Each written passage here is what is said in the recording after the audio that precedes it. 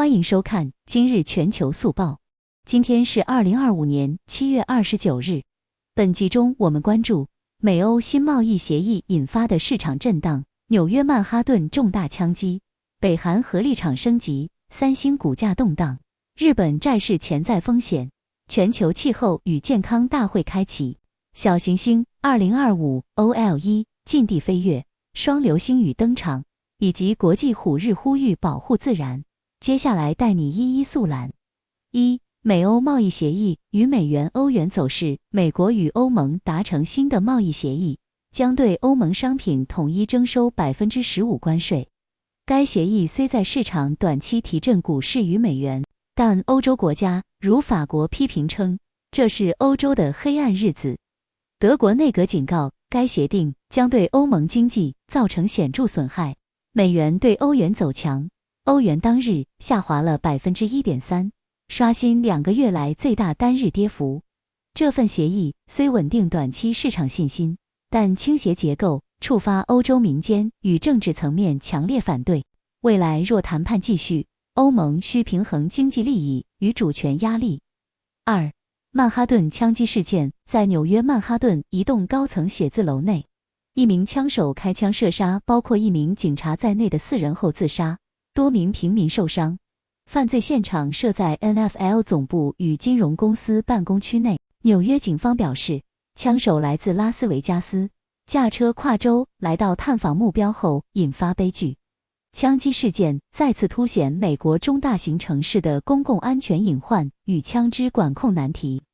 公众场合安全与职业风险引发新一轮讨论。北韩，美国必须接受新核现实。朝鲜国家媒体 KCTV 引述金正恩亲妹妹金宇正表示，美国必须接受自历次峰会以来，朝鲜核能力已改变现实，不再期待通过对话终结核计划。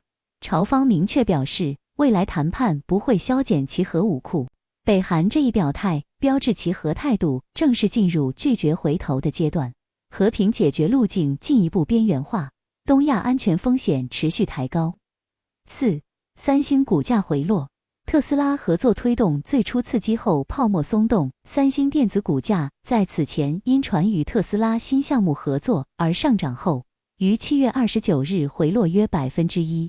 投资者担忧，原先过分乐观的 AI 加电动车合作预期在现实验证后遇到挑战。科技公司敏感接市场预期，合作消息带来的短期天量波动或难以支持长期估值逻辑。投资者需关注产品实质与市场反馈。日本债市压力升级。前日本央行副行长中村弘向媒体警告，美元虽然仍是主要储备货币，但其霸权裂缝正在显现。他建议投资者分散资产配置，同时提醒日本央行可能在不久后重启加息周期，以应对全球金融环境变化。日本债市已成为全球利率传导链中关键风险点，全球资本转移与利率调整将使日元、日债及日本政策面临重大变动。全球气候与健康大会今日启动巴西利亚由世界卫生组织和泛美卫生组织联合主办的2025全球气候与健康大会于7月29日在巴西利亚开幕，会期至31日，聚焦气候变迁对公共卫生的影响，以及发展应对策略。这不仅是气候政治会议，更是一场卫生风险防控大会，标志着未来公共健康议程越来越依赖跨界合作。小行星2025 OLE 将近的飞跃家双流星雨登场。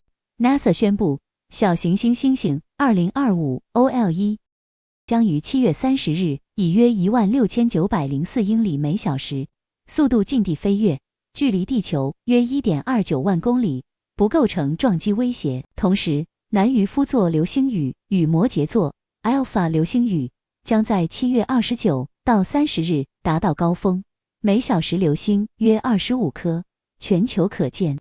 最佳观测地点为无月夜的偏远地区。天文迷与公众可把握这一科普与视觉盛宴时刻。这类自然现象虽无危害，却有助于激发全球对太空防护地外威胁监测的关注。特别一提，国际虎日上述新闻的气候连接。今天也是国际虎日 International Tiger Day， 全球呼吁保护老虎栖息地及自然生态环境。今年全球热浪频发，参考欧洲热浪研究，这反映气候危机对生态多样性的破坏，也让森林火灾频发，野生动物失地更严峻。从野生动物保育到人类健康危机，再到气候议题，环境保护正成为国家安全加公共政策的核心内容。深度串联分析，贸易与金融风险，美欧协议引发欧元贬值，日本债市压力，中国高科技企业波动，全球经济仍在脆弱复苏轨道上，冲突与核威胁升级，北韩核姿态正式升级，区域冲突风险依旧高企，公共健康与气候共振，气候大会召开正逢全球极端天气频率提升，公共卫生与自然生态安全需同步应对，社会安全呼声上升，曼哈顿枪击与城市安全风险持续，公共事件安全性急需制度反思。今天的全球速报到这里结束，你最关注哪一条新闻？对美欧贸易协议、北韩新核态度或气候与健康会议有什么看法？欢迎在评论区告诉我们。如果你喜欢本频道，记得点赞、订阅，并打开通知铃铛，不错过我们每天的全球解读。我是尤娜，下期再见。